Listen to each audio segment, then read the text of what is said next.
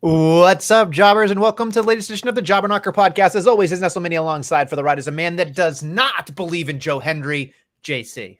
I don't know if that's true because I've never seen Joe Hendry, but from what I've seen, he sounds like a man that I would believe in. I believe in Joe Hendry. Maybe I'd even believe in him. Oh, there you go. What a tease. Yeah. That's what we call a tease right there, folks, in the biz. So there's a lot to talk about. We're going to probably have live reactions to this nonsense that's happening on NXT right now. We just kind of made a joke to Joe Hendry, but he is in the Battle Royal. I am not watching right now, but it seems like a lot's going on. GT check-in. What is it? What does it say?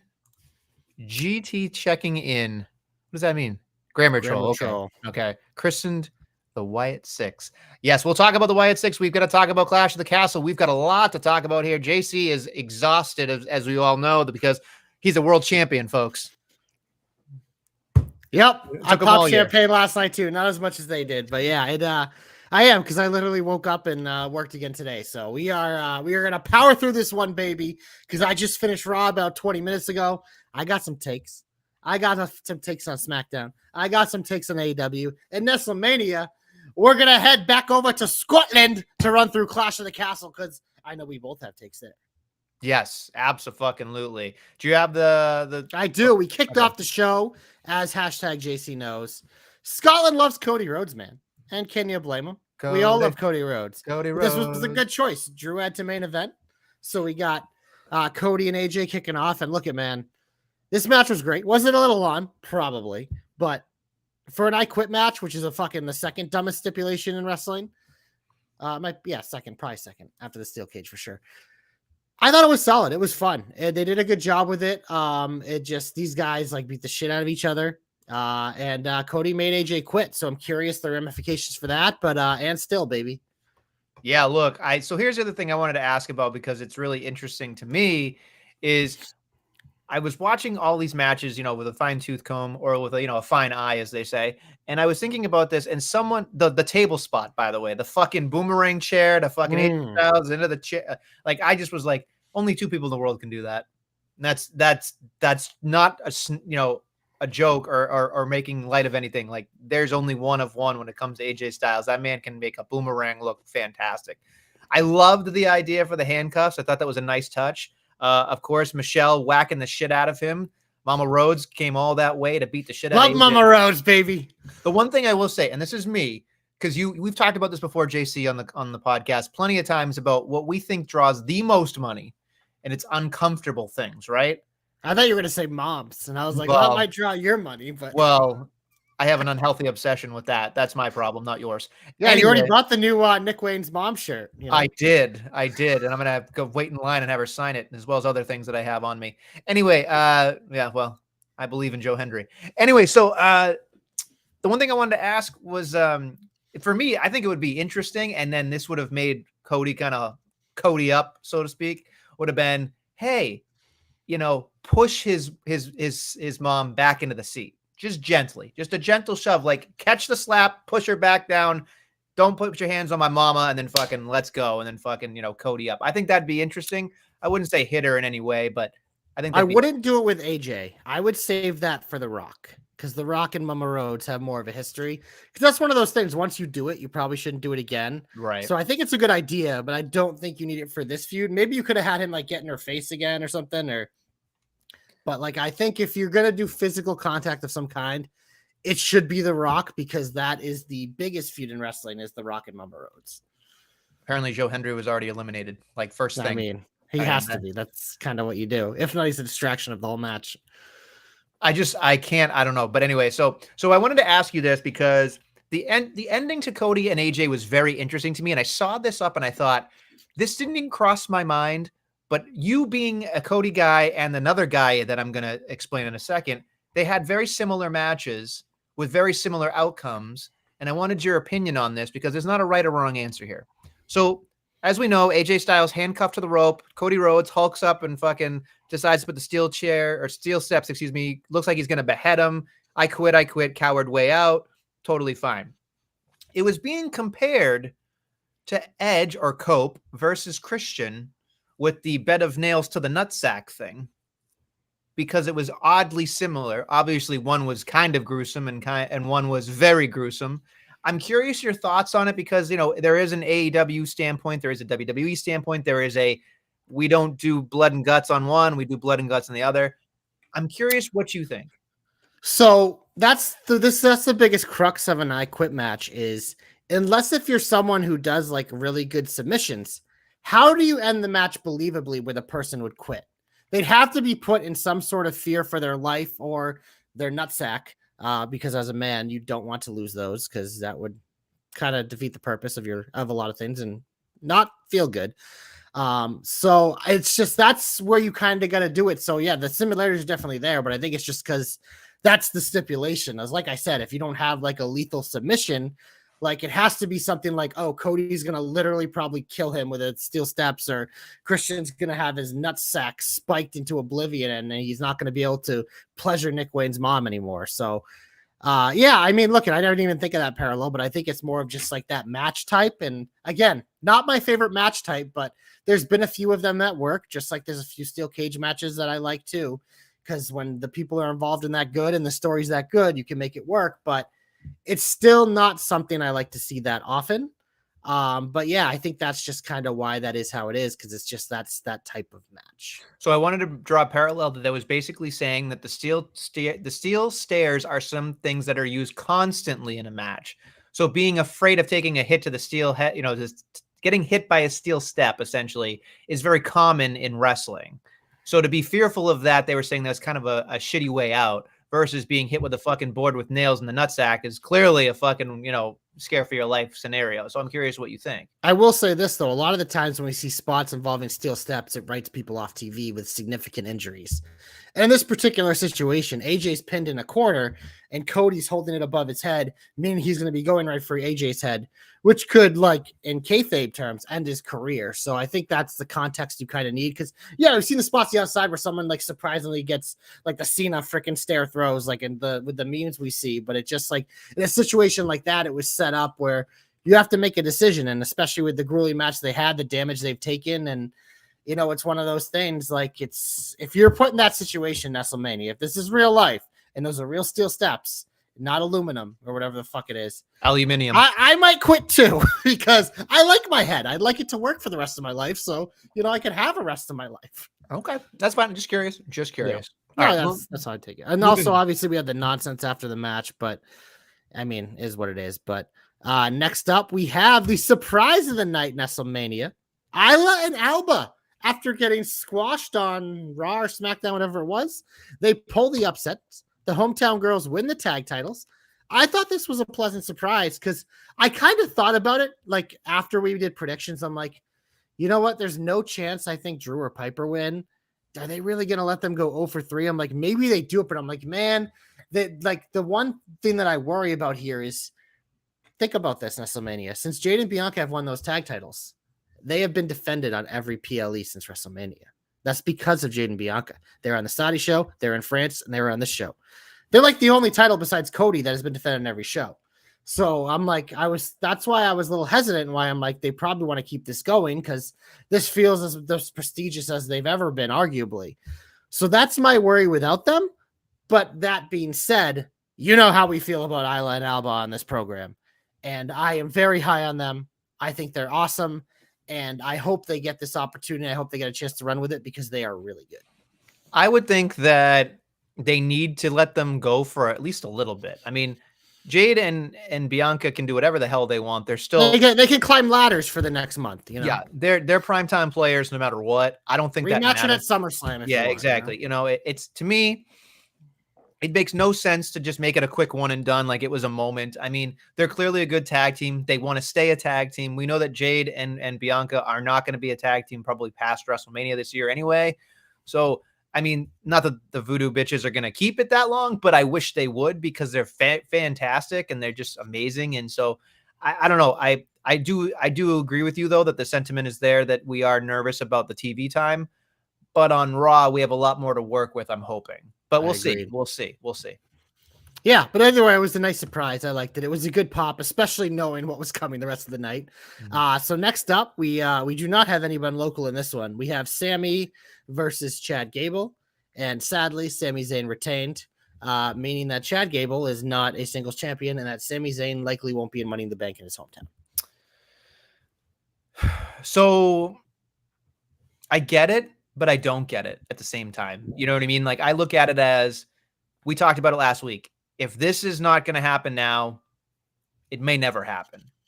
Now, granted, if the creeds are aligned with, Gable at some point, maybe that'll work. But there's something about Sami with that Intercontinental title that still feels like it's not important enough anymore. And it's hard to come off of what had happened. I know, but I hope that he's getting breakered at Money in the Bank, but we can touch on that later. But I'll say this about Chad Gable, because obviously, we all saw the news that came out either that day or the day before or whatever, that he did re-sign with WWE because he's just a lot of the same things a lot of people have said, like these changes that they've wanted forever, like have actually been happening under Triple H. People get consistent TV time, blah, blah, blah. He loves working there. I was ready to come on the show with Nestlemania and kind of like say, because I'm a big Chad Gable guy.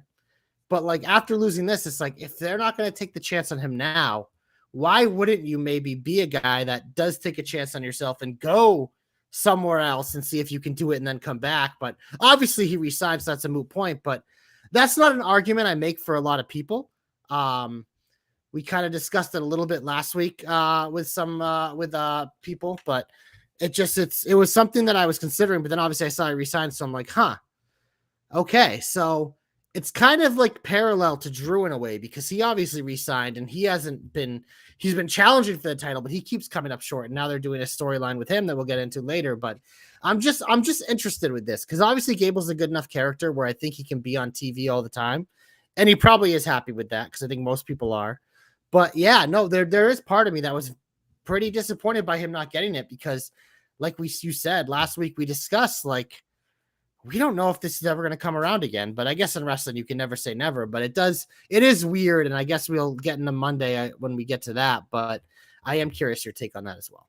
I mean, I looked at it as the match itself was a WrestleMania quality wrestling match. It had Gaga. I thought it was one of the better matches. It was just the end result left such a bad taste in my mouth that it was just fucking terrible. So Joe says, or they give Gable the Money in the Bank run. I mean, do you think he jumps to the world title after not winning? That's the thing, because I know I actually liked his promo where he said that I'm going to do something that Otis couldn't, and I'm going to become a world champion off Money in the Bank. But then I saw his qualifying match, and I'm like, well, Gable's a sandwich in this fucking meat pie next week. He's the little piece of cheese in there getting squashed by the Braun and the Bronson. So that'll be interesting. But yeah, I mean, look, I'm curious. I at least have my attention because we're now at a crossroads with Gable character-wise and future-wise where I'm curious to see what decision and what route they take. Because like you said, I think the creeds are around the corner, but it just, how are we going to get there and is it going to work? Moving on, we've got Piper Niven coming up short against Bayley. To me, this was an absolute banger. I love this match for two reasons.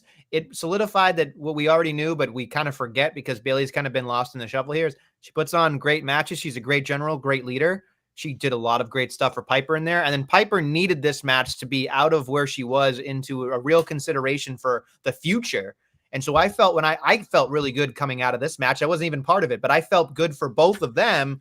Like, you know what I mean? Like I felt like Piper proved that she was more than what she was. And now you can take her a certain way. And that's wonderful. in her hometown or home, country that wanted her to win so badly. And Bayley, who is obviously loved by everybody, reminding us that, hey, don't forget about me, even though she's kind of been disrespected since she's won the championship. Yeah, no, she definitely has been the person given the least like treatment and attention since WrestleMania. But yeah, no, this was a banger.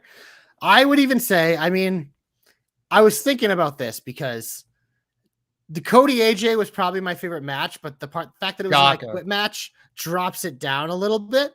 So this, I was thinking, I was like, this might have been my favorite match on the card was Bayley Piper, because this was just such a clean, good match. And I mean, I think I forgot, because I used to watch her in NXT UK and stuff, is how fucking good Piper Niven is. And it just like, it was nice to see this. This was a nice showcase. This is what I'm enjoying about WWE PLEs. Even these matches that kind of seem thrown together, once we get them, is they deliver because they're given time, they're given care, and there's a lot of good effort put in. And for some of these people, like a Piper Niven, it's like, this is their chance to kind of quote unquote grab that brass ring. Like Vince used to always say, like, this is your opportunity to show up and show out and show people like what you can do and kind of build confidence that they can use you in that spot in the future. So yeah, I mean, like I said, like, I think this has an argument for being the best match on the card. I don't know if it's my answer. Again, if the first match wasn't an I Quit match, it would be that. But the fact that it is an I Quit match, this might have been my favorite match on the card. Our boy Bursky in the chat saying, credit to Piper for the moment, but as I saw the tweets, she does not need more TV time. LOL. Audiences are usually crickets when she's on TV in the US, which is weird to me because it's like, I don't think she's got crickets. It's just she's in shit that doesn't matter. At least for me. I mean, she was in the tag division, and that's like we've talked about. It's been hot and cold forever, and she's not really had her footing for a very, very long time. So I would reverse that, Bertsky, and say that now is the time to put her on TV. But that's I think now would be the time to try it. But I mean, I think being with Chelsea obviously helps, because Chelsea's someone who gets TV time every week in some shape or form because she's such a good character. But I would almost like edit your tweet, because you can do that now if you pay for Twitter, which I do not. But if I was able to edit your tweet and say that maybe when Piper is getting TV time alongside Chelsea, maybe you have her do more than just standing there. You know what I mean? Because she's shown that, especially in the ring, she can deliver. So maybe it's time to try to evolve that a little bit. Because like, look at Piper, like on the main roster, she was Dewdrop following Eva around, and she got her name back, but now she's following a similar character to Eva Marie and Chelsea Green, who is that same type of character and kind of in that same role. So maybe it's more of like less about giving her more time and more letting her evolve with that time, if you know what I'm saying. Okay, fair enough. And finally, we get to the main event: Drew McIntyre versus Damian Priest for the World Heavyweight Championship. Couple of things clearly we have to talk about, which was the freak accident. That looked like it fucking... That was scary. Man. Yeah, I mean, scary, man. I've been tied up in the ropes before. It hurts. It hurts very bad. I've had people pull on my leg when I was stuck on it. That was fun.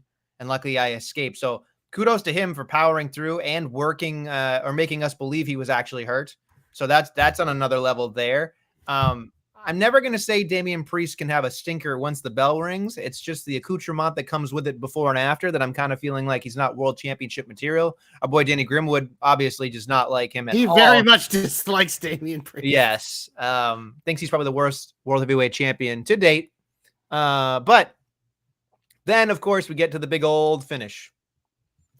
Yeah, so this was, I will say this about Damian Priest before we get into the Punk stuff, because obviously there's a lot to talk about with Drew and stuff here. Damian Priest, I agree that his, like this, the week to week, the TV time, the stuff all around with the character doesn't feel world championship. But when he gets in the ring and wrestles, he puts on world champion caliber matches, like main event level matches. Like most of his matches are good. Even when he would do this US title run when he first got called up, like I don't really have many doubts about him in the ring. I think it all pretty much works there. And I thought him and Drew had a hell of a fucking match besides that, like one scary moment. I thought this was a very, very good match. It's just obviously with the schmoz at the end, it changes it. But yeah, that's not part of a Priest that I worry about. So, but getting to the part that really matters here is, I mean, this is the thing is some people call it predictable. I think we should take credit for this, Nestlemania. I think it's just because we're so sharp and we have pounded this has been to be in the finish for like a month that it feels obvious. So we apologize for just being so smart that it feels obvious. But I will say this, because everyone in that arena had hope that Drew was going to win. They had at least talked themselves into it that they weren't going to have Drew lose again overseas, and this time in his hometown. They thought he was going to get his moment finally. They talked himself into it because Priest is a paper champion, this and that. And it was just, that made it so much sweeter because you could see the shock and disappointment. But when I saw that ref slide into the ring, I'm like, this better be CM Punk. Then I saw the fucking Pepsi tattoo and I was like, yes, I thought they did this beautifully. This fucking worked for me. I know obviously a lot of people who are fans of Drew and want him to win. We're very upset with this finish, but I thought this was booked so well. And CM Punk's face when he does something like this, his shit-eating grin, man, has always been one of the best. I enjoyed this very much. So I'm repping the shirt because I got to. What? Yep. He's back. I'm not on the bandwagon yet. There's a lot he's gonna have to make up for. But I reserve my as one of our favorites. Producers in NBC would say, this is for Cap. I reserve the right to change my mind. He would say that to me every Friday for early edition. But no, look, I love the finish of this matchup. It was shot so beautifully, wide shot, so you could see somebody coming down with a spotlight. You didn't know what it was. They covered him up so you couldn't tell it was the tats. And he just goes, one. You saw the sneakers, you knew it was him, obviously. But like 1, 2. But here's the other thing that people may or may not forget. He just stood there and he went like this. Now, overseas, this has a different meaning, the 2 fingers, right? And so it's an up yours, fuck you. And he just kept doing it. The one thing that I thought was odd was like they struggle in the corner. He puts his hands on him and he kicks him in the nuts. That I get it, but it was just like, I mean, CM Punk, even though he's going to get cheered, he's the heel in this feud now. Oh, absolutely. Like, Drew has been a heel, but in this feud, like, CM Punk is playing the heel. It's just, that's what I kind of love about this feud is because you're having 2 heel characters feud, but it's working because they're 2 guys we love to root for, even though they're fucking pieces of shit. But it just, like, it works. And, like, Punk, like, even in the crowd, there are people that are happy with him. It's just, all of this just, I thought, worked so well. It's just like his face, man. That smile he gets when he knows. He's like, I'm a piece of shit and I know it. I'm just like, where has this Punk been my whole life? Old Man Punk is my favorite Punk. And we can get to the presser in a moment because I love that as well. But, this is good shit. So my question to you is, overall, are you satisfied? Because it feels like we're getting a lot of international pay-per-views. The crowd was really into it, obviously. They gave France a run for their money on Friday and Saturday night. I just felt like they're on a roll internationally. I'm curious what Berlin will be like. I don't know. I know Toronto is going to be off the hook. Toronto is always a great town. But these international ones, man, they make the lazy Americans look real lazy. That's all I'm going to say. Well, it's just one of those things. Like, you get it so rarely. It's like a fever. Like, I see it in UFC too, because obviously TKO's had a big hand in why there's a lot more international WWE big shows. Because in UFC, like, those are the best crowd shows usually too. Like, the US crowds are fine, but it's just like you get something different because it's such a fever pitch because they get it maybe once every couple of years. You know what I mean? In the case of some of these, it's like they haven't had it like ever for some of these events. So it just, that's the cool part of it. And that's why I think you're going to continue to see more of it and then continue to go other places because you're just like capitalizing on this. It's just simple fucking like math with this. And it's fun. I thought, honestly, this card was probably, this isn't an insult. This is probably like the weakest PLE of the year, and it was still good. Like, there was, because this thing was like, everything was fine, but nothing blew me away. Yeah. Right. So, but it was just like, it was a fine show. But that's the beauty of it is you can have like, maybe not your best foot forward and have a shitty, like not a go home happy finish when you have crowds like this and stuff. So I thought everything worked overall though. All right, let's get to the presser part before we get into the regular part of the show. There's the Punk thing. We'll start with him because someone asked, and this is my favorite thing ever because this is how I would fucking answer the question too to this fucking guy. Like, sorry, like, I'm sure you're a wonderful person. You're just trying to fantasy book because you're a big fan of Tony Khan. You want to be like him, but good God, virgin. He asked him, he's like, well, how would you feel if your first match against Drew McIntyre is in Hell in the Cell? And CM Punk looked at him and he's like, with all due respect. And then whenever someone says that, you know, he goes, he's like, he called him a stupid fucking mark. It's like, well, first off, why would I do that? Second of all, it's just like, that's why the bullshit booking doesn't work because the first match you don't need that. That's what you build towards if you're gonna do it. But I just love the way that Punk just fucking. I love Old Man Punk because he's just honest. He's comfortable, And you can just tell because he's not miserable, he can still have his fun by being a petty little piece of shit. But like you can see the actual joy in what he's doing. And obviously Triple H fucking glizzy glammed him there big time.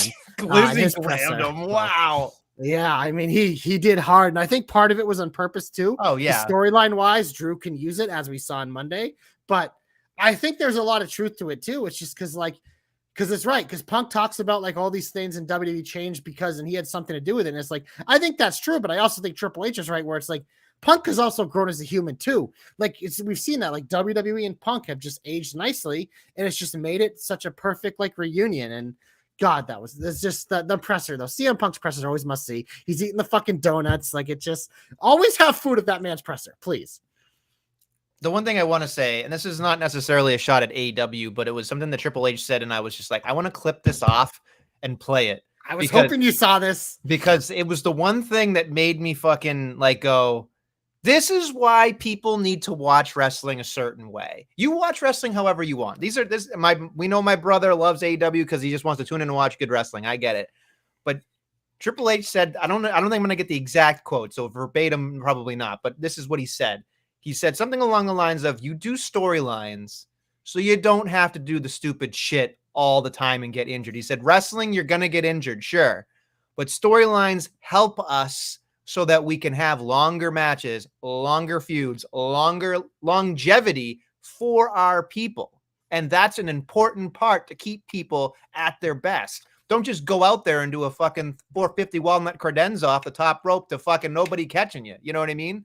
For no reason, or going off the top rope to a barbed wire thing. Like, we get it, shock and awe, but AEW, and I'm sorry, it's not about AEW, but I've seen it on the indies. I've seen it everywhere. It's just, I get it. You want to go viral. You want to have these moments, but you're going to have a lot shorter career if you keep doing shit like this. And Triple H made it perfectly sound in that soundbite where it made me go, fuck yeah, that's exact. If I could, I've never thought of it that way, but it's 100% correct.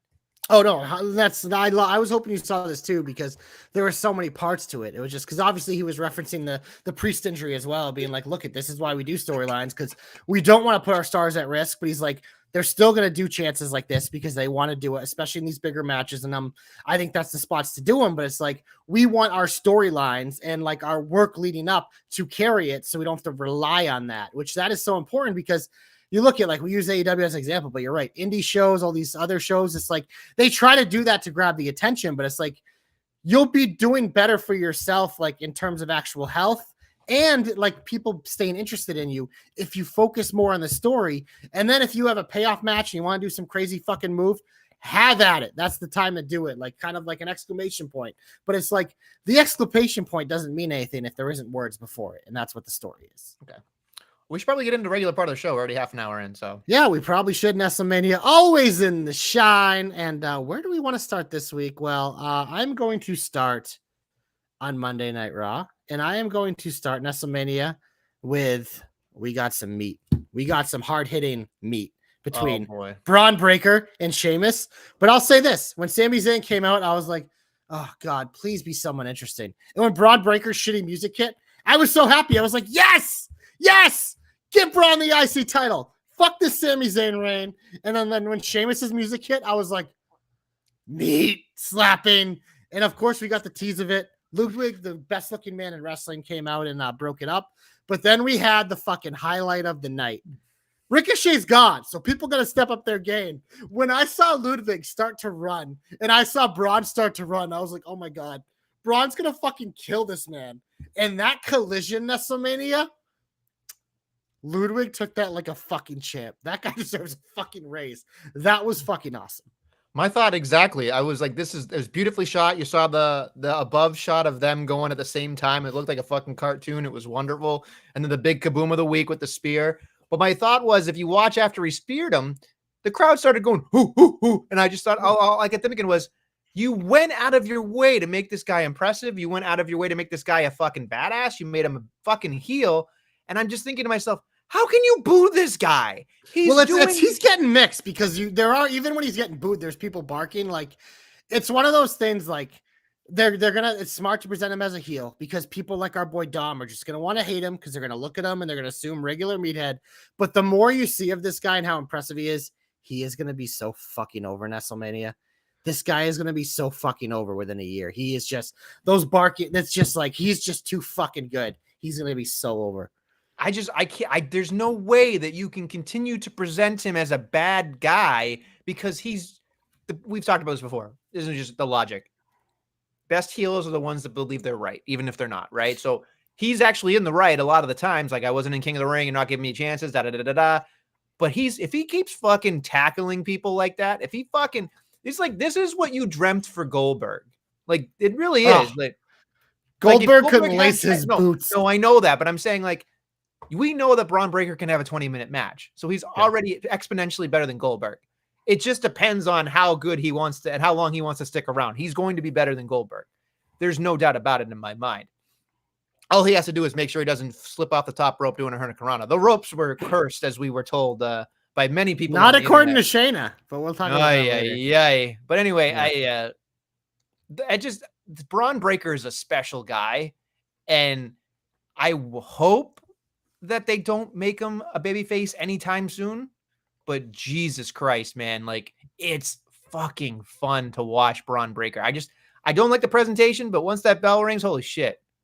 Yeah, them changing his entrance music sucks. Like, it just, because they had a good theme for him in NXT and whatever. This one isn't as good. At least he still has a siren. I pissed off Dom. I mean, Dom, like, he used to write for NXT back when this first started, and he saw Braun in his infancy and he hated him. Then he stopped watching NXT. So he missed like the last year and a half of Braun's work down there, which was amazing. And he's just holding the grudge. And look at Dom. I understand it. As someone who could also be very stubborn, I understand not jumping off, but Dom, choo-choo, motherfucker. Get on the fucking Braun Breaker train, because this is going to be leaving the station, and you don't want to be laying on the tracks when that motherfucker comes, or else you're going to end up like Ludwig and be yeeted into the next dimension with your other boy. So just context is that Dom is very upset. I said that he'll be more over, him being Braun Breaker being more over than Goldberg someday. And he is not taking it very kindly. Let's put it that way. He bookmarked when I told him that Braun Breaker in the next 4 years will be main eventing and stuff. So he's ready, but it's just like, dude, like, this guy, he is the next guy in the company. He doesn't like, Joe says, doesn't like the Braun Breaker moniker. Give him Scotty, the siren. Look, he's not Big Papa Pump. He has a siren. Like, they're not going to make it exactly the same. And look, that's his uncle, not his dad. So They want to make these guys different. We're seeing the same thing with Lexis Kane. Like, they don't want to rely on that. Like, whatever. Like, I'm so far over the fucking Braun Breaker thing. It's just like anyone who still complains about the name Gunther. It's just like, guys, get the fuck over it. Like, it doesn't matter at this point. I just want to, he said, well, go watch Goldberg win the world title in the Superdome. Dom, I love you so much. But Goldberg, his reign of terror was from 98 to maybe, I'll give him 2001. That's 4 years. He had a shitty WWE run. I'm not going to count the first time around. And then he came back for that other run, which was really good with WWE and Brock. I thought that was wonderful. But 4 years is all Goldberg really has to hold his hat on, which the last 2 of those years sucked. So I will go on and say the first 2 years of Goldberg is what Goldberg's known for. Okay. But here's the thing. I'm telling you right now. Yeah, you're right. It was the Georgia Dome, not the Superdome. I apologize. He was over, but he was also from Georgia. And I'm not taking away from that. But Braun Breaker is going to most likely be the next Roman Reigns. There's just no other way around it, whether we like it or not. Braun Breaker, they eye him, they earmarked him as the next guy after the next guy. That's it. You know why they did that, Nestlemania? Because he's that fucking good. Because they saw it, even in his infancy, when he wasn't ready. And he's learning on the job. You can see it. And you can see it with this fucking guy. You know what it is? He's a fucking star. You know, in the ring, he's good. You just know that, like, they clocked him at 25 miles an hour. Clearly, it's wrestling. It's exaggerated. Michael Cole had to defend himself for that. He's like, no one believed me, but I'm telling the truth. Yeah, what do they got? A fucking radar clock? Like calm down, buddy. I can't wait to bring a radar clock to watch him one day and fucking speed trap him. Be great. But the other thing I wanted to bring up here was just, he's good in the ring. But when I watched him on Monday, I went, his persona of just like, so much better. He's just like, he's a complete dick, but it's one of those things where it's like, he's a guy that gets into a fight at the bar. Like, that's the character, right? Like, he's a prick.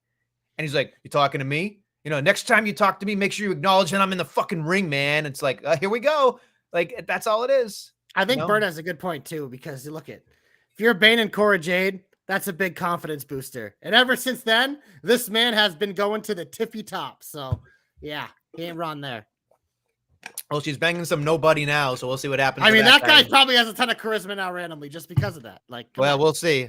That is a confidence booster. Well, we'll see if it's her or if it's him by a long shot after this. I mean, both of their personalities got better when they started baning. They bane personality into each other. They don't have a lot between the years, so it might as well help. Anyway, let's move on. What else you like? Not much, I guess. Raw was weird because a lot of it I was just kind of like with. But I will say on SmackDown, my second favorite thing of the week was LA Knight and Logan Paul's pool. Yeah. Like they didn't do much with it, but it just like I saw the clip like when I was working and I laughed. And then I watched it and there wasn't much more to it. But just the visual of Logan Paul walking out of his backyard, LA Knight just fucking floating with a drink.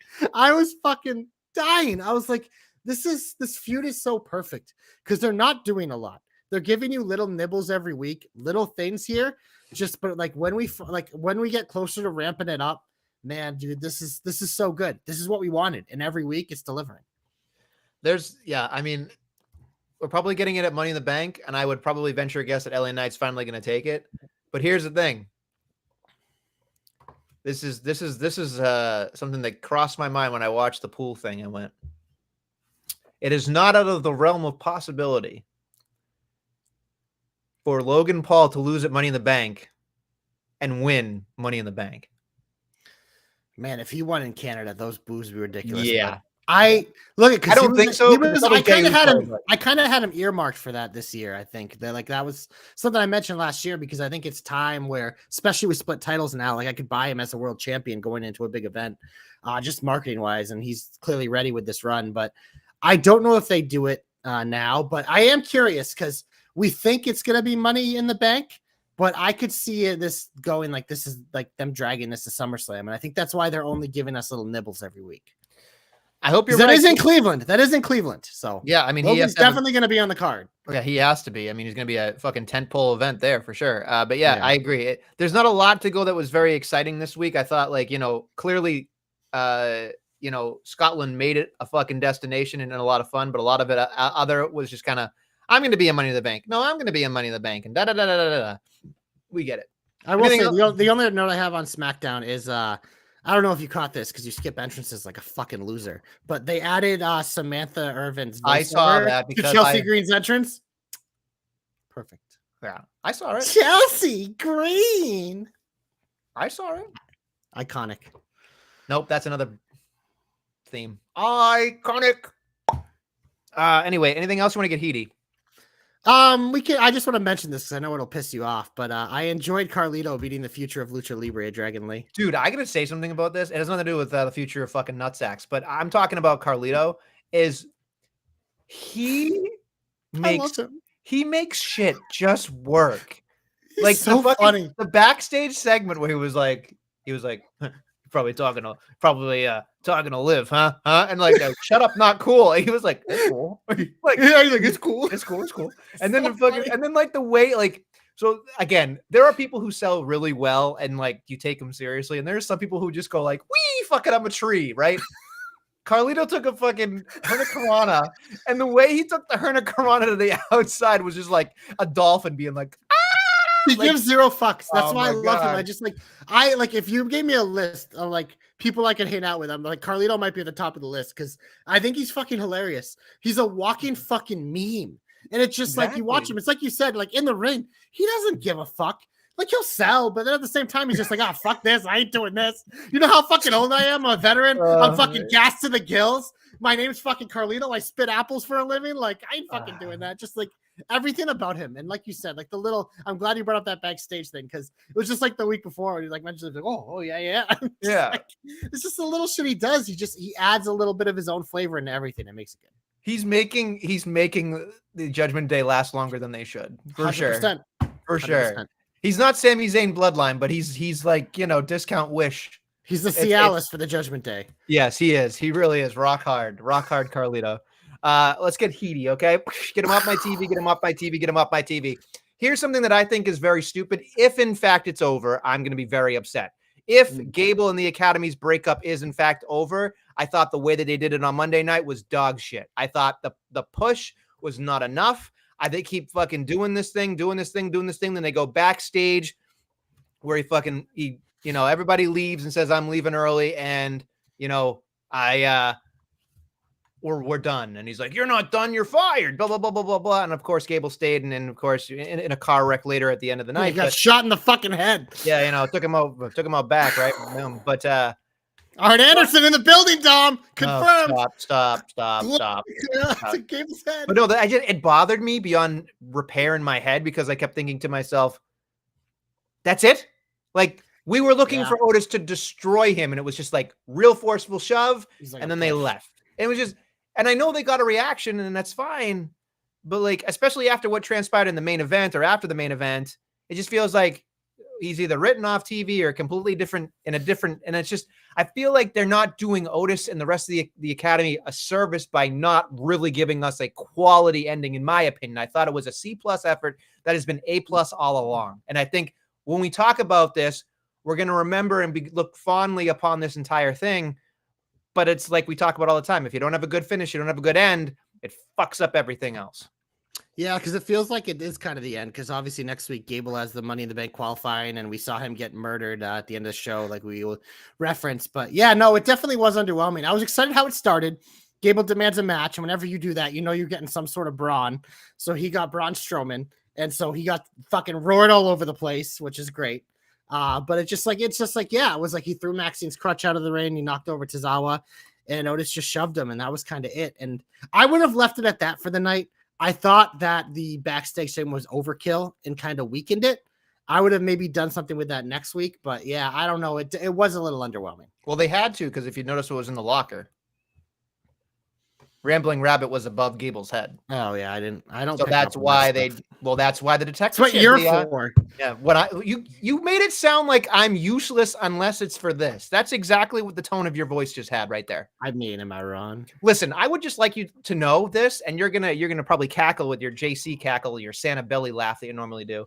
When I go out into the real world, people stop me and go, what the fuck is JC on? He's wrong about everything. And I want to record these people and say, are you serious? Cause I feel like an island when I'm talking to you and everybody in the chat, busting my nuts over here. But when I go out in the real world, everybody tells me I'm right. And it's very odd. I mean, cause we know you don't go in the real world, and we know you don't talk to real people. Cause that's not true. No. That's not true at all. It's very true, Nestle. It's okay. It's okay. I'm here for you in these times of time. You're not here for me. You shit all over me. I'm here for you. I'm here for you every week, except for next week. I won't be here. Fuck That's you. true. I'm going on vacation, bitch. That's true. We're gonna have to find somebody that can lead, because I can't lead. Apparently, is what I was told. You can't do much of anything until we get to the Hope this week. So. Oh yeah, that's true. We'll get to the Hope, pals. So anything else that got you very upset before I go off on a tirade? Yeah, I have a few things. But I am curious because you didn't bring it up, but Seth Rollins returned this week and is facing Priest. Too early. Too fucking. I kind of had the same feeling, right? I was like, bro, I thought you were injured for longer. Why are we doing this at Money in the Bank? I don't care about you yet.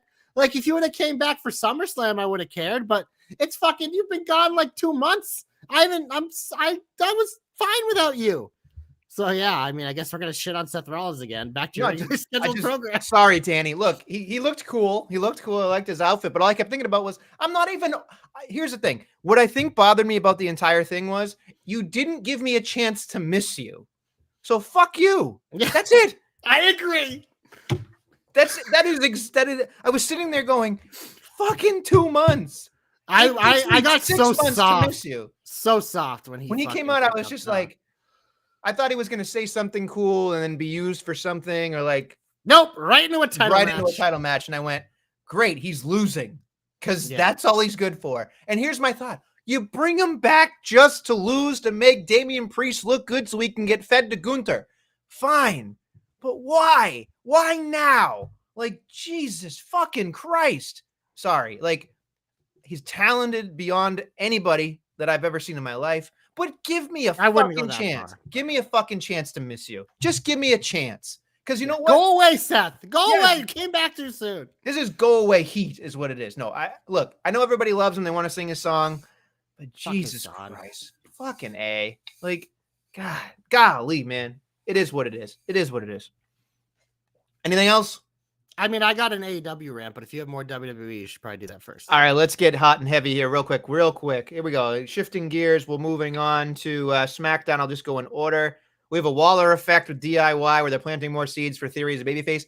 I think that it's okay, but do you think they're going to make it all the way to fucking SummerSlam with this? I don't know. It is what it is. It pisses me off. That is, you know what I mean? Secondly, we go on to fucking, KO and the Profits, and that whole thing fucking falls apart because we got to have, fucking Solo and the bitches coming out and beating up everybody. Something about Solo and all those guys, obviously it's the bootleg. Doesn't help the commentary is saying bootleg bloodline, by the way. That doesn't fucking help at all. Yeah. I get it, but like if you're even supposed to sniff in the general area of the other bloodline, maybe you should, I don't know, fucking be a threat. That's just all I'm saying here. And the fact that you got Cody coming up next, fuck that. You might as well take the fucking air out of the room because Cody's just going to fucking train through all of you. It's fucking stupid. Moving on. Let's see. Nothing else. We got Nia, whatever. That is what it is right now because it's nothing. Moving on to Raw. I will move on in a fashion that I will try to be quick. We didn't say much about Kiana, Io, and Zelina. That was kind of a match. Just was what it was. Not surprising. It was exactly what I expected. Io would win. We're clearly getting Liv and Zelina. So Sami Zayn's promo, as we talked about, was kind of a dick waving thing. It didn't make any fucking sense. A lot of people on the internet saying he comes out like a slob now. So, he always looked like that. That's something I see people doing that. It's like, bro, that's literally his gimmick. Mick Foley wore sweatpants. No, literally, like Sami Zayn has been a slob since he debuted in WWE, and that's why people love him because it's fucking relatable. So fuck off, people. The other thing is, what are we talking about? I know. And then we get to the Voodoo bitches having a fucking, fucking backstage segment instead of letting them do anything in ring or have. This time, hopefully, they get to swash fucking Shayna. Oh my god! Then Shayna fucking fuck Shayna Baszler. Stop calling her fucking the Queen of Spades and start calling her Zero Fucks because this woman is on a fucking train right now, and she scares me, Adam. The fact that she said, "And oh, by the way, I tapped out fucking Jade," and I was like, "What the fuck are you doing?" No, that worked. It worked. No, I know. That is smart by them. You have to call out mistakes like that. Just acknowledge it and move on. Because, I know, but it was just like that. That was a weird thing. We didn't talk about that, but that was a weird thing because it's like I think she was telling her to ease up, but yeah, she was probably telling her to ease up, or it was just one of those things like she was trying to flail and she doesn't. Her flail is just like to go like this. It just so. But yeah, that was weird. But I like that they acknowledged it. Party girls win. Jobber alert for fucking damage control, so Io can have a fucking another conniption. Yeah, no thanks. And then we move on to other things that just bother me. But it's Jey Uso qualified for Money in the Bank. Jey Uso, not Finn Balor or Mysterio, which I would rather see. It's Gaga. It is what it is. It's fine. But yeah, and then just because Guthrie's here, it's not a complete heat. I did like Karrion Kross with the one line saying, I hope that it's Kofi. And then they cut to them, and then Kofi fucking jumps in over Woods. You see Woods upset. I was like, you know what? This is the first time in a while where I was like, you know what? I don't fucking hate it, but they're not going to break up because it's a new day. So what the fuck are we doing with it? I love this. Here's the thing. The New Day will not break up. So what's the fucking point? Nestle curse. Not happening. If they don't do it now, when? We just said the same thing about Gable. It doesn't matter. They don't. I know, but I don't care. Like this is, like you said, this is the most interesting Karrion Kross has ever been on the main roster. Like this is a fun little fucking D-list storyline on Raw, and it's working for me. It's working. I'm glad because they're not overdoing it. It's not over in our face. They're giving them a little bit east, like tickling the balls a little bit each week. Like we're getting a nice tease. So when they grab it, it's gonna feel good. I have other questions, but probably not the time nor the place for this. Can I shit on AEW now? Yeah, go ahead. Go on your rant. So MJF comes back. Fucking biggest star in their company. Fucking face of the company. Absolute stud. This great return at the pay-per-view with Adam Cole. Obviously isn't there the first Wednesday because, he's MJF. He does whatever the fuck he wants. But then, my fucking God, his first feud is with fucking Roosh. This fucking jobber who only got hired because he was Andrade's friend, never is on TV, fucking, so his character work is below mediocre. And it's just like, this is who MJF is feuding with.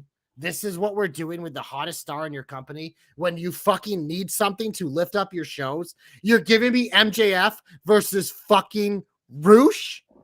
Get the fuck out of here. This is the stupidest fucking thing I've ever seen in my life. You might as well have him feud with a fucking piece of paper. Like, what are we doing? Sorry, a piece of paper. The one thing I did laugh about is his MJF came out and he goes, I'll probably wrestle some Mexican or Japanese dude at Forbidden Door. Go buy the fucking pay-per-view. And it's just like, what the fuck? Like, here's the thing, and we've talked about this before, but MJF, as talented as he is, he's a generational talent. He cracks me up. If I said something to him, he'd fucking eviscerate me. I know better. But in terms of wrestling, he's in the Rock category closely for me, where he's shitting on somebody. Why do I care about you wrestling him then? Like, to a point where you've eviscerated him, there's nothing left. Well, I don't care about him wrestling Roosh. He shouldn't. If you would have him wrestle Roosh, it's a fucking squash match on a Wednesday to set him up, not a fucking multi-week feud. What the fuck are we doing? Joe's saying they should have brought him back at Forbidden Door, not for Forbidden Door. I don't think the worst idea. Not the worst idea. I don't think that's the place for him, because he shits on New Japan, he shits on AAA, CMLL, he shits on every. It's no, I know, but I'm just saying, like, it's almost like the night or the Wednesday after, then it's fine because he's fucking MJF. But it's stupid because there's no equivalent to MJF. And there's people I want to see him feud with, like, the people at the top of the card, like Swerve, the Ospreys. I don't want him fucking feuding with goddamn Roosh, who can't even get on TV. Like, this is the most believable shit I've ever seen in my life. Dominic Federico said, it didn't matter. He's on such a climb back from the damage they did on his title run. Now, look, that's self-inflicted, I would imagine, personally, because he fucking had to show his acting chops and whatever, but we'll see on Wednesday what they do, because I have a feeling that he's fighting Roosh on Wednesday. I don't even want to watch it. I don't like, unless if he beats him in fucking 3 minutes or less, I would fucking stand up and cheer. Because for fucking Christ, what are we doing? Our boy Birdsky saying, I thought MJF being back would get me back in tune and going to watch them weekly. Spoiler alert, it did not. Yeah, because we don't care about Roosh. He'll probably fucking feud with fucking Commander next, or fucking Weeder Eula, or some fucking loser that no one gives a shit about. Look, I just say this much. It's just, you can't shit on Roosh because we already shit on Roosh. But then when MJF does it, we're like, yeah, then why the fuck do we want to watch this match? We don't. And we don't want to see anything at Forbidden Door. It's so fucking bad. And you got 2 weeks for Forbidden Door, 2 Wednesdays before we get to Forbidden Door. Are we gonna really keep going with this? It is what it is. Dom with a fucking an interesting take saying MJF is so overrated. No, this has nothing to do with MJF. MJF is a fucking stud. You should be maximizing him, not fucking him have feud with a guy that can't even fucking doesn't even matter to him. Like, that's like WWE being like, we're bringing back Roman Reigns. Let's have him feud with fucking let's go down the roster here. A shot to the Adonis. Get out there. What the fuck are we doing? Oh, well. And that's nothing against shot to the Adonis. I'm very excited for him and Cedric Alexander, but it's just like the guy's never on TV, and it's just like he's clearly not in the class of a main eventer. So what are we doing? Is it time to get hopeful? Glorious! Let's talk about some fucking shots to the head. Arn Anderson, the 6th member of the Wyatt 6 of this block.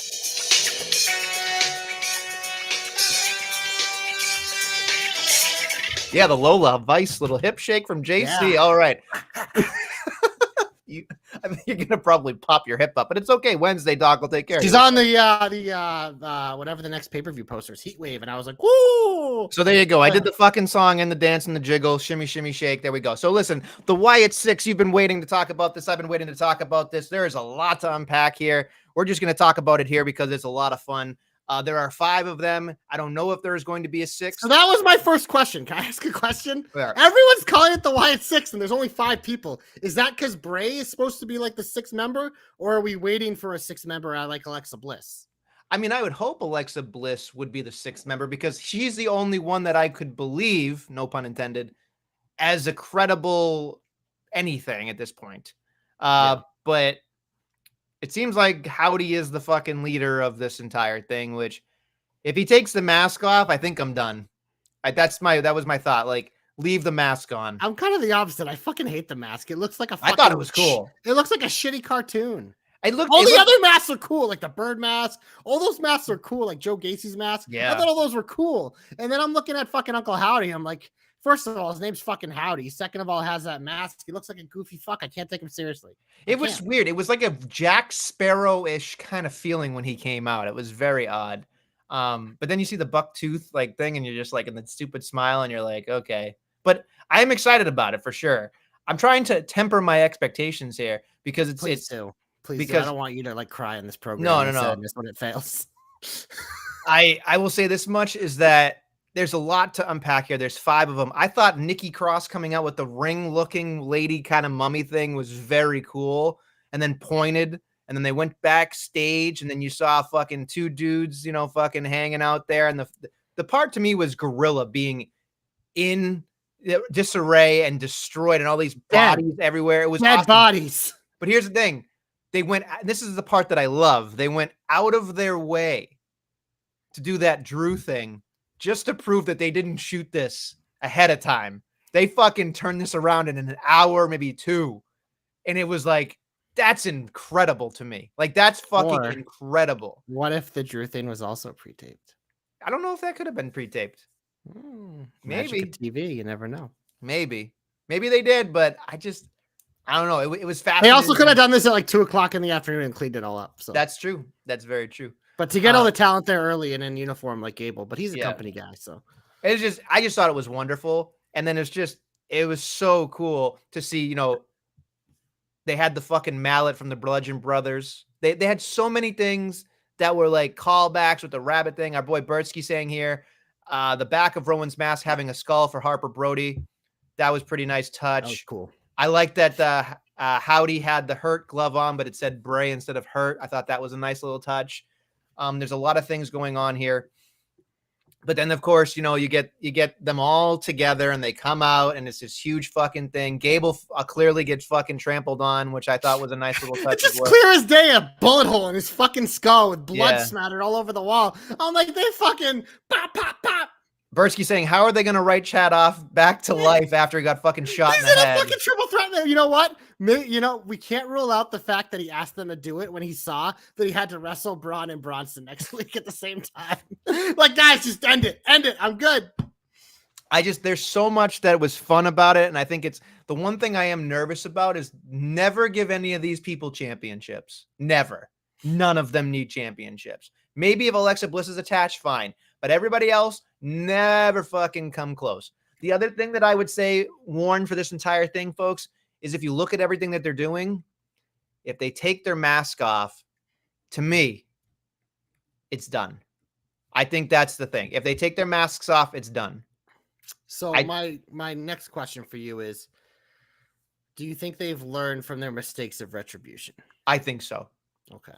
I think this one definitely has more production value with it because this was more of a horror movie feel, whereas that was more like whatever, they were throwing fucking Molotovs. But yeah, I don't know, because it's just obviously like Bray was such a larger than life person. Uncle Howdy we literally got introduced to in like very quickly, and then it was just kind of gone. So he's not like, we don't really buy him yet, and obviously everything else are like new pieces. Like we know who they are, but they're like new pieces to the puzzle. So it's not going to be easy for them to make this work. But I think this is a good start because the production value is off the charts. I just worry, what do they do week to week once they're established? Because like, you can't just have them go, like you said, win championships and go in regular wrestling matches. Like this needs treatment every time they're on TV, and that can be exhausting. So I am curious how they maintain this. So very quickly, Joe asked, is Nikki wearing a mask or face paint? It was a mask. She should continue to wear the mask. I think in order to keep this alive, the masks need to stay on as long as humanly possible. And I don't think they need to. Dexter Lumis is not a fucking world-renowned wrestler. He can wrestle. Doesn't need to. Nikki Cross, fantastic range in terms of her character work, but doesn't need to wrestle. We know Bo Dallas can work, but he doesn't need to wrestle. And especially where he takes the mask off and they're going to fucking go, Bo, leave, Bo, leave. He has a memorable character, excuse me. But then it's just like, okay, fucking Joe Gacy. He's kind of, he might be the best wrestler in the faction. He's honestly the best wrestler in the faction. Yeah. Sure. Rowan is not a fucking good wrestler. Unless if it's a tables, ladders, chairs, and stairs.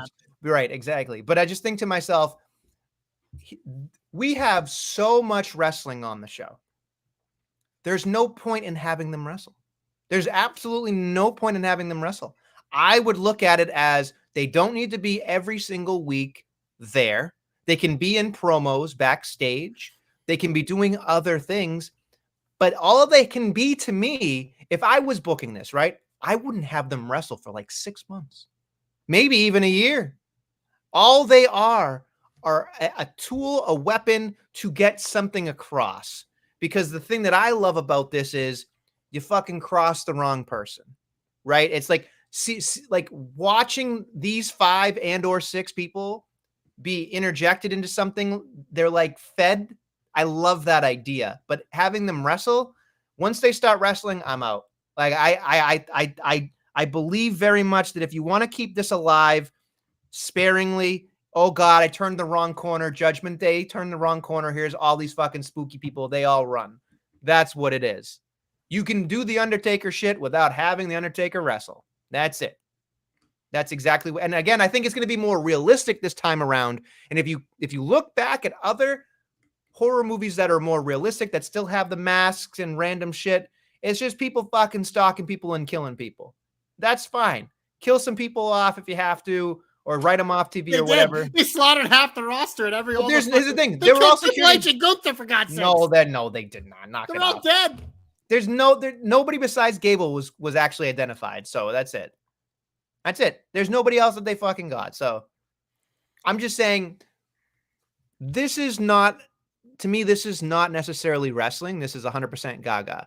You can have them hold up Triple H, maybe tease the fucking heart problem. If you really want to go fucking uncomfortable, do that shit.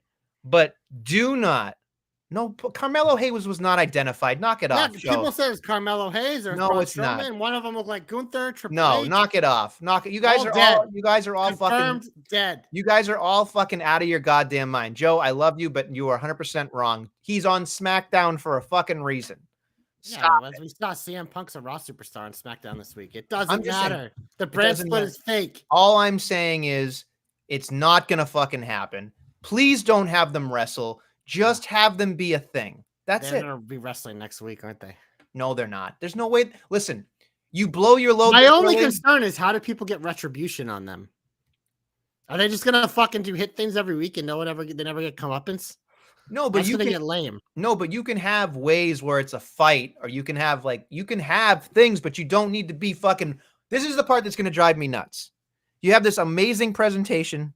They fucking take the mask off. My boner goes away. And then they're going to have fucking Irish whipping people. Like, come on. Like, come on.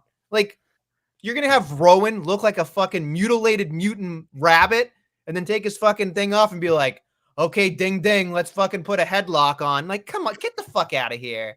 Come on. So for me, I'm excited for this. But again, Triple H is smart enough to know that they don't need to wrestle. None of them need to wrestle. They just don't. Keep them way the fuck away from wrestling. And just make them. Here's the thing, right? All 3 members of the Shield could fucking go. They could all wrestle. But the best part to me of the Shield was the fact that they were in people's back pockets, that they were interfering in matches. They were fucking. Then they become the fucking vigilante justice team, whatever. Like, that's what they were. That to me made the Shield so wonderful. Take the wrestling out of it and just apply that kind of logic to the Wyatt Six, where they're gonna fuck up the 1 minute that you want your babyface champion to win. Oh fuck, they screwed us up. And then there's that one time where it's just like, oh my God, the bad guy's gonna win. Just fuck you. We hate bad guys too. Rip your fucking head off. That's it. That's all you have to be. And you can make them come in every once in a while. That's it. Yeah, I don't know. I have like almost no expectations for this because I'm worried. I hope it works. Because again, I thought the presentation this week was fucking awesome. I hope they have a plan, because it's going to be hard to sustain over a long period of time. So I'm curious how they do it. Bertsky says, I can't believe I got to agree with Nestle. And then of course, just to add, because I'm amazing, Dom saying, I love all of this. Couldn't agree more. So yes, I'm the man of the people today. JC is on fumes. I'm taking over and I'm leading this right to the end of the night. I'm amazing in every single way. Oh my God. You are You are something. You probably just Nestle cursed this into being a massive fucking flop, unfortunately. So. I'll tell you this much. It's not. Here's the thing. I'm not excited about it if they wrestle or take the masks off. That's sort of the thing. I just I don't see how they keep this interesting. I have a feeling in like 3 weeks, I'm just going to be like, yeah, I don't need this anymore. And I'm worried because I don't want that to happen. But I'm just I'm so weary because besides the Prime Bray stuff, it's this stuff just doesn't work. So. I'm going to ask you this. You said they give cookie crumbs to fucking Logan Paul and LA Knight. They might do cookie crumbs here too. Who knows? Yeah, but that's Logan Paul and LA Knight. It's that's an easy thing to pull off. That doesn't need, you put those guys in a room. It's good TV. You don't have to try. This needs a lot of try to make it interesting. But here's the thing. Alexa Bliss is coming back at some point. Yeah, I mean, she'll be the best part of it. She's a fucking that'll work. You know that Braun Strowman will have some type of interaction at some point. I cannot wait for Dom to trip and fall and be in a horror movie and fucking shit his pants. It's going to be fucking hysterical. There are people that you can envision already, this things that work out, but you just got to be very particular on how you do it. That's it. You got to find people that make sense. And I agree. Chad Gable, apparently. It can't be a featurette like Firefly Funhouse because there's no way. No, this is going to be very sparse, like you said. You can't. It needs to be very sparse. Very, very, very sparse. I believe in Joe Hendry. That's all I'm going to say about it. All right. Well, he's not in the Wyatt 6. So, again, it's the Wyatt 5. So, I'm a little worried about that. But, yeah, I mean, should we go to the comeback? Hold on. Why do they even mess with my... Okay, that's mine. I just was curious. Yeah, let's go to your comeback. Nestlemania. What do we do when we see ships? We burn them. We burn the ships, baby. Dun, dun, dun, dun. Baron Corbin is back. He is off his vacation. He was talking to Nick Aldis this week. And those idiots, Legado del Fantasholes, got in his business. So he got in their business later and helped out another former NXTer, born again, like Corbin, Apollo Crews. So we're probably going to get a tag team match playa, but I will say, Corbin and Santos, sign me the fuck up for that. Little guy with Corbin, I'm in. But yeah, Baron Corbin's back. He's getting my comeback. Simple as that. Big man, little man equals must watch. That's it. Big meat, little meat. This is for Joe. Firefly Funhouse. Firefly Funhouse. There you go. What'd you say? Willie Mays died. R.I.P. 93. Way to bring the fucking room down. Well, you're about to with your comeback, so. What are you talking about? My comeback goes to one Randall Keith Orton. I was excited to see him. I was excited to see that he returned, helped his buddy Cody, and then had enough time to look at that championship that made me fucking rock hard. Like, man, when I saw that, I was thinking to myself, holy shit, it's happening. It might be after the bootleg bloodline. That's hard to say. Actually, harder to say than Firefly Funhouse. So. The bootleg bloodline's coming for Cody's title. We're getting Cody versus Solo at Money in the Bank, it looks like, Nestlemania. Fuck that. What do you think is harder to say? Bootleg bloodline or Firefly? Bootleg bloodline is not hard to say. Funhouse. Firefly Funhouse is hard to say. Funhouse, you flubbed too. Funhouse, yeah. It's hard. It's hard because you want to, when you say fly, you want to add an L to the next F word you say. Yeah, Firefly Fuckhouse. Yeah. Welcome to the Fuckhouse. Every time I see it, I'm going to just think, welcome to the Fuckhouse, folks. It is what it is. Anyway, Randall Keith is back. I'm excited. He's just so fucking good. And he was looking at Cody Rhodes' title there. So there it is. Yeah. And that's the case I made of why I didn't even win King of the Ring, because I think I can already see how this is probably going to work out. It's like bootleg bloodline. Cody beats Solo because Randy helps him. And then the next night on SmackDown, Randy turns on him. SummerSlam, we get Cody versus Randy and Roman versus Solo. So there you go. I got to hydrate, Joe. Got to hydrate because it's fucking hot. And I don't have the AC on. I know, I'm dying in here too, man. Every week. Because my AC's in the other room. God damn it. I shut my door. So I'm respectful to the neighbors. Not that you need another reason to laugh at me, but look at this. I just fucking spilt water all over myself. It says wide mouth. I got a wide mouth. But every single time it just drips all over me. All over me. Like a fucking mess. Look at it. You can't take me anywhere. Can't take me anywhere. Is what it is. It's like a schwitz in here. Once had a high school teacher say that, so I just thought it was one of the funniest things I've ever heard. You can't ask me to transition to the finish and then say you have a wide mouth now, so that's disgusting. But we're going to the big old finish. I believe in Joe Hendry. I believe in Joe Hendry. SmackDown. CM Punk is on the show, even though he's a Raw superstar because it's in Chicago. Thoughts? He fucking blew his load at the presser saying he's coming back. So I don't know why he's even bothering, but whatever. It is what it is. Monday Night Raw. We have 2 more Money in the Bank qualifiers. We have the Meat-tastic match: Strowman, Bronson, and Chad Gable's dead body. Who you got? If Chad Gable is wrestling, I'm gonna go, what the fuck? Was it all a fever dream? Like, is that all we're talking about here? Bronson Reed in ladder matches. Sign me up. Yeah, I think that's a perfect day. We saw that in NXT in the first one. He was fucking dynamite. That was his coming out party to me. Then in the women's side, we also have a triple threat: Lyra, Shayna, Kairi Sane. I mean, it's definitely going to be Lyra, but I mean, I'm excited for this clash of styles because Shayna Baszler's best matches in her career involve Kairi Sane. Add a little Lyra to that little mix. I think this is going to be a banner. Lyra needs to win the Money in the Bank. That's it. Interesting. So a rookie going right to the tippy top. I could see it.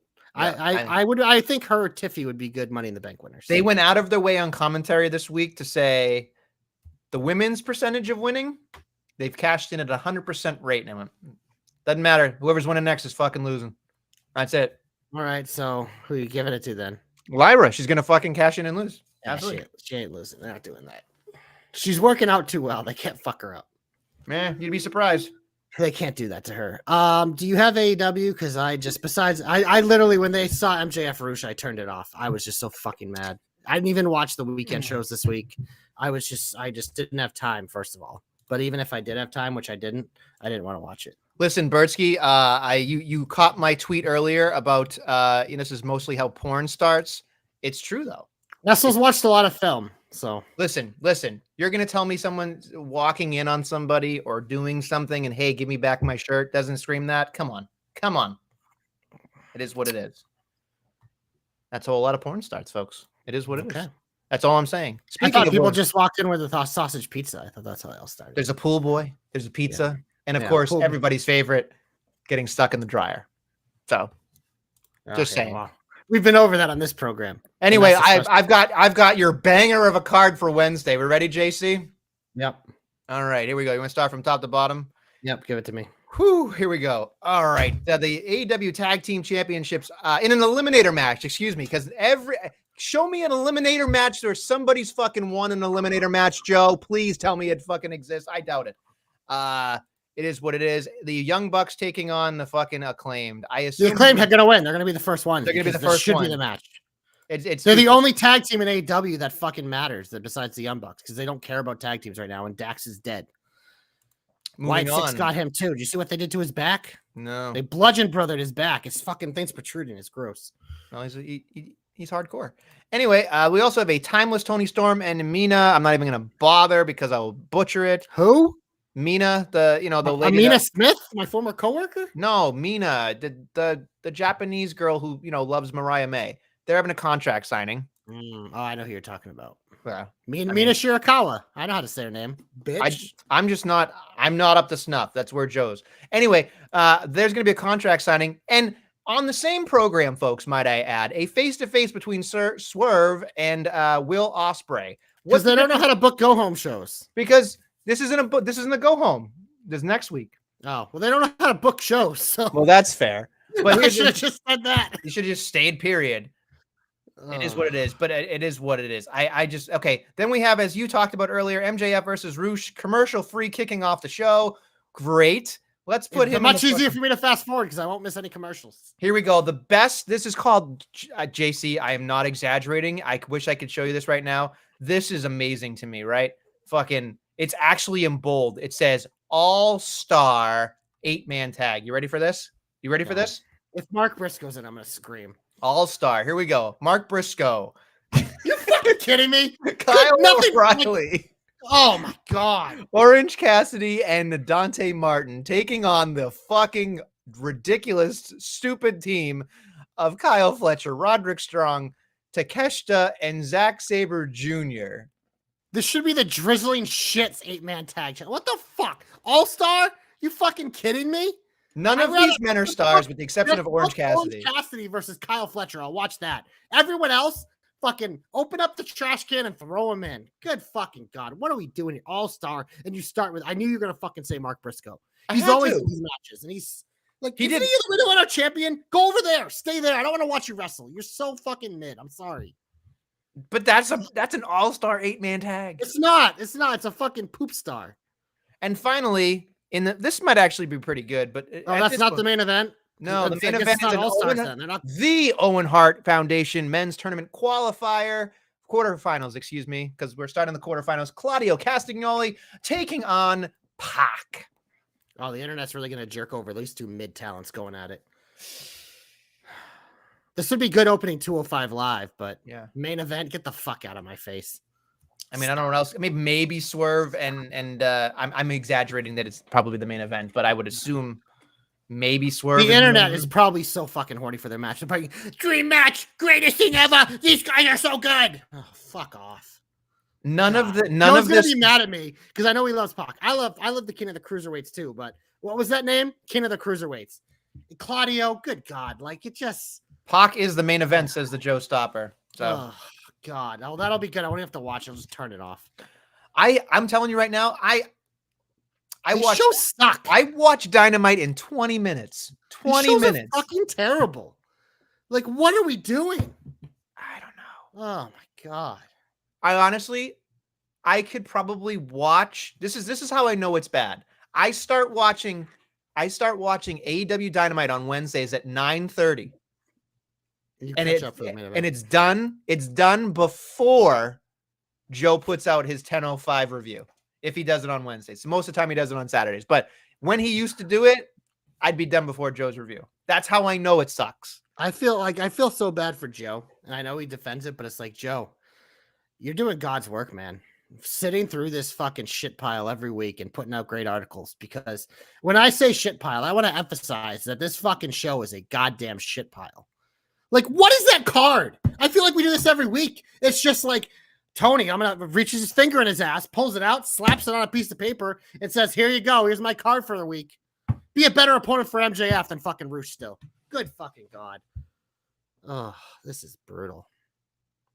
Mercedes at the Celtics game, though, celebrating on the floor. Champs, baby. I honestly you didn't mention her name, and they don't have her on the show? So look here, Joe says, Joe, to his credit, says, I can't fuck with Dynamite. That's why I'm a Collision cowboy. So there you go. I mean, hey, I've always been with you on that, but I just, even that show now, it's not the same. But it's still Christian's on that show mainly. So, I did see clips of the Father's Day special. I did very much enjoy that. Tony needs to keep Owen's name out of his mouth. Dom's got that energy I like. Listen, all I'll say is this. The Owen Cup is great, but it doesn't fucking matter because you get a trophy, a fucking belt. I think you're the number one contender now. Yeah, no, but it's like you get the trophy, you get the belt, and a fucking hamburger and a fucking jerk off. Like that's essentially it is unreal the amount of shit that comes with winning this thing that doesn't matter. It's unfucking real. It is what it is. Yeah, so. Oh my God. And every time fucking they have their own version of knockoff Adam Pearce now, who doesn't have an eighth of the charisma of Adam Pearce. They're like, oh, we got a bald guy that we can make an exec too. Fuck off. You don't like CD? Not as an executive. It's fucking, come on. No. I love them in whatchamacallit there, my tag team there. That I always used to yell when the AEW for, oh my God, my brain. Scorpio Sky, who, by the way, I randomly saw him in a vignette. Like, I forgot what happened to that guy. He was great. This is the worst promotion Kazarian's on NXT tonight. Yeah, exactly. So, but yeah, SCU. SCU. There it is. It's just like, what are we doing? I will say this much. My wife can attest to this. We went to, I think it was Universal, and there was a Waterworld water show, and Christopher Daniels was the fucking villain in it with the eye patch, and literally he takes a jump off the bridge into the water. I stand up and I yell, "Angel's wings!" and everybody laughed because it's Christopher Daniels. I loved it. It was so great. Oh man, good job, past self. On that note, anything else you want to talk about? Or you want to get the fuck out of here? Me nor any of the viewers can take you seriously when you wear your fucking headphones like that. And it's a look. Talking about how great you are. It's a look. Listen. It's certainly a look. This is a preventative measure, so I keep my hair. If I kept my hair like you'll have a bald spot in no time, my friend. Not from wearing headphones for an hour a week. I am a revolutionary. Maybe if you were fucking like a streamer and you wore headphones 8 hours a day, that would be true. But you literally wear it for 8 hours an hour on Tuesday nights. I'm just saying. I wear these like this at work. Oh my God. I'm a revolutionary. I'm a visionary. Oh, Jesus. When all y'all get to fucking I'll fucking pop that as much as I pop for that fucking dildo coming out on Monday. When you got a 5, 6, 7 o'clock fucking head that the bald head that the fucking what's his name backcracker has, it's because he's balding. Oh, throwing strays at the backcracker now, huh? Yeah, you're wearing headphones is making you wearing headphones like that is making your widow's peak worse. I don't have a widow's peak. What are you talking about? It's right there. It's right there. I did laundry today, by the way. You see what shirt I cleaned? I can't see. Great. I believe in Joe Henry. Thank you, Joe. That'll be a great transition. I'm about to go believe in Joe Henry. All right, I'm very excited. Let's get the NXT. All right, we'll be back. Well, I'll be back next week while this guy's sunning it up in Las Vegas. I'm going to Vegas, baby. Yeah. Can you please send a video of you doing that in the pool? No, I'm purposely making sure it's only my midsection. I don't want you to see my beautiful hips going back and forth. You know what? He's got great hips and he doesn't lie. On that note, thank you for listening and watching the Jobber Knocker podcast. I'll be back next week with who? I don't know. We'll find out next Tuesday. We'll see you then on the Jobber Knocker podcast.